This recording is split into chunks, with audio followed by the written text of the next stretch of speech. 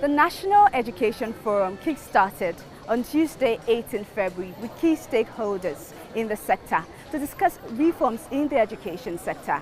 We're here today at the Accra Technical University to interact with some students to share their view on some of the changes they would like to see in the education sector.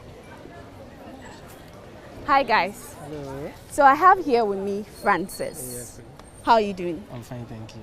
Okay, so the National Education Forum kick-started on Tuesday, and it was one of the promises that the president made during his campaign to have a forum with key stakeholders in the education sector.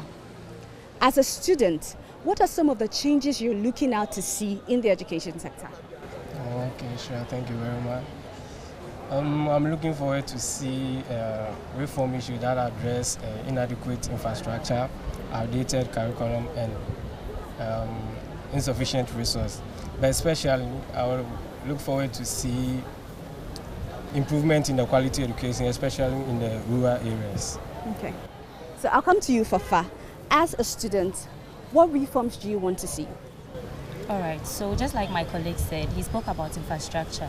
So we are looking forward to the government helping the various schools to build infrastructures to help with the students, so that students don't get admission, come to school, and then they probably do not have classrooms to sit.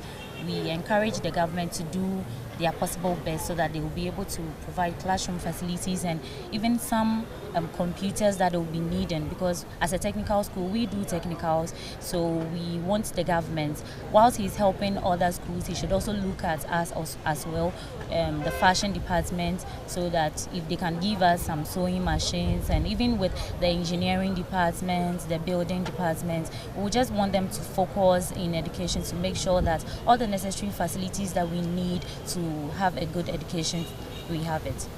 So Caleb, what would you also want to see?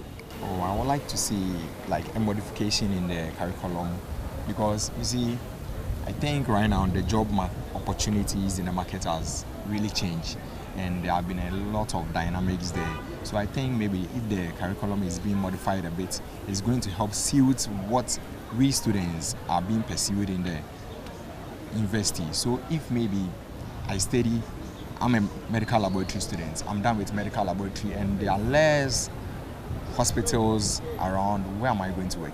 So if maybe other courses too can be introduced, that is going to help me that I'm a medical laboratory student, but also want to pursue, let's say, trading in farming or other activities too. Then if the med lab doesn't work, then I will look the other way around. I think modification of the curriculum will help too. Okay, so modification of the curriculum, and you also want improvement in infrastructure. One of the key issues that would also be looked at in the education forum is the issue of the free SHS policy. So we have people that say that let the free SHS policy be scrubbed off completely. We also have a school of thought that argues that if I have my own money, let me pay for my children and let the free SHS policy cater for the less privileged. I'll start with you again, Caleb. In your own opinion, do you want the government to maintain the free SHS policy the way it is, or you want a review in the free SHS policy? I want the free SHS policy to be reviewed, in a way that there have to be a set standard for the grading systems, which is the basic education exams. Maybe there used to be a cutoff point of, I grade maybe 20 or 22. So that the free SHS wants to be available to every student. Someone will be getting a grade 40 and will be given access to the free SHS. It shouldn't be that way. Maybe a grade 20 downwards will benefit from the free SHS. And those two who are much in need, that they can't afford the free SHS, will also benefit more from the free SHS. And I think the number should also be reduced. The number is very, very excessive. If the number is going to be the same, then I think more infrastructures have to be introduced into our schools, mostly the dormitories and the classrooms. A lot have to be done about that. Thank you. So let me come to you, Mabel. Do you also share the same sentiment as Caleb? Yeah, as my colleague said, the free SHS should be reviewed. It should be in the form of scholarship. Those who are brilliant but needy could enjoy the free SHS, but those who can afford to pay their fees should pay. So I think that's my view on the free SHS. those who can afford should pay their fees to cover the less privileged. And then in the form of scholarship, those who are brilliant but needy can enjoy the free SHS. Yeah. Okay. Do you also share the same sentiment, Fafa? Well, I believe that the free SHS is a good policy, and I would want the new government to continue with it. Those who feel they have their money should go to private secondary schools, because we have private secondary schools. And also, to add to that, I would like the government to also involve local farmers, because when I was in secondary school, I didn't benefit from it, but then those who started their beneficiaries, they came whilst I was in my final year. So you could see that the quality of the feeding wasn't as 100% as it should be. So I believe that if the government should involve local farmers, where we do not have to import food from outside the country, but then we involve the farmers in our country, at the end of the day, we are going to get the money that the government is supposed to use to pay outsiders. They are going to use it to pay the same farmers in our country, where the revenue is going to rotate in the country, and then I think it will even help with inflation to come down. Okay, beautiful contributions you've all made. So Francis, what's your point of view on this?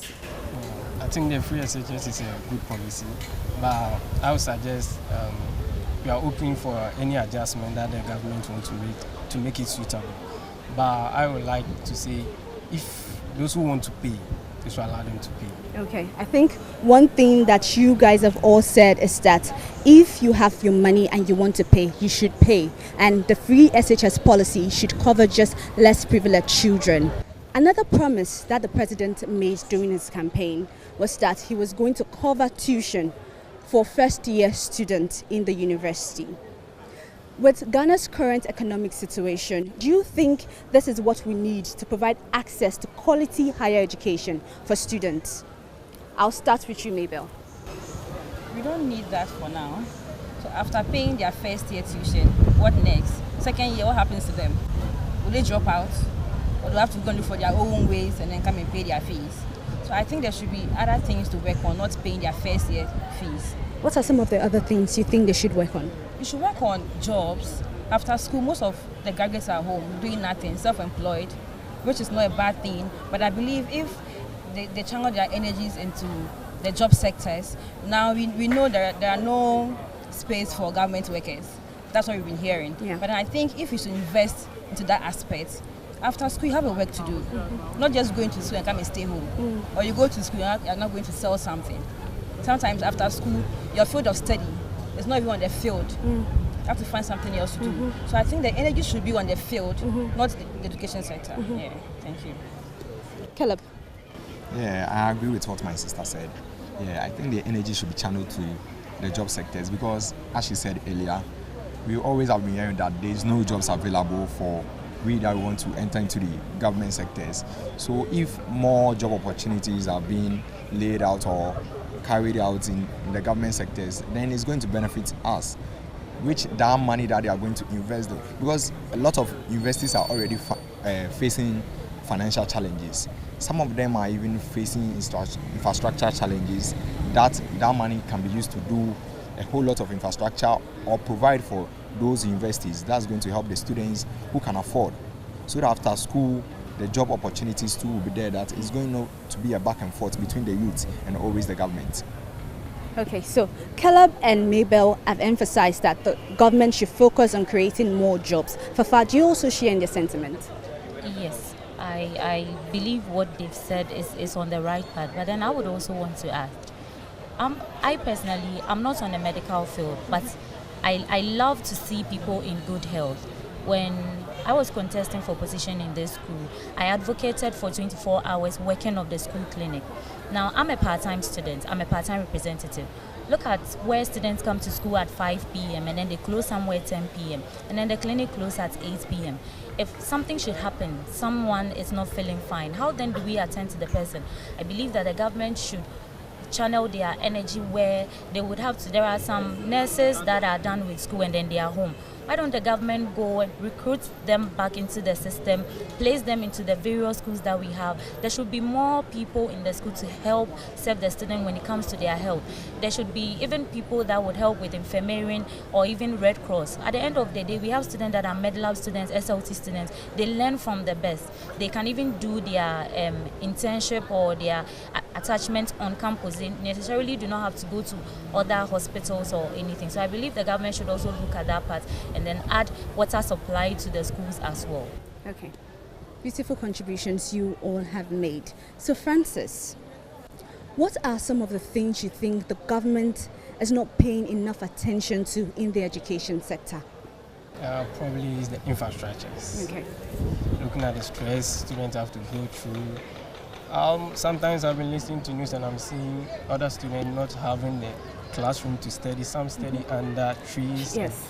So I think the government should channel its attention to that one too. To infrastructures. Yes. Okay, so let's move our attention to other stories that have made headlines in the news. And one of the story is the declaration of assets by government officials. And the president made a statement that if you're a government official and you do not declare your assets, be ready to be kicked out of office. Do you think this is what we need to curb corruption in the country? I see that Fafa is smiling, so I'll start with you. Well, I may necessarily not be able to state the reason why the president made that, but I don't think the president would want to give a direction or a narrative that will not help the country. I do not have more knowledge about why he said that, but I believe if it's for a good cause, then we should go for it. So there's a public act that states that government officials should declare their assets, but it's not been operational for a while now. But the president wants to enforce this act to ensure that public officials declare their assets. Mabel, what do you think? It's necessary, but then I want to know, the declaration of assets, is it going to be done to the public, the general public, or just few people? Okay, so it's not declared to the general public. So the asset is being declared to the AG, it's sealed in an envelope and given to the Attorney General, and it's opened upon investigation. So it's not open to the public.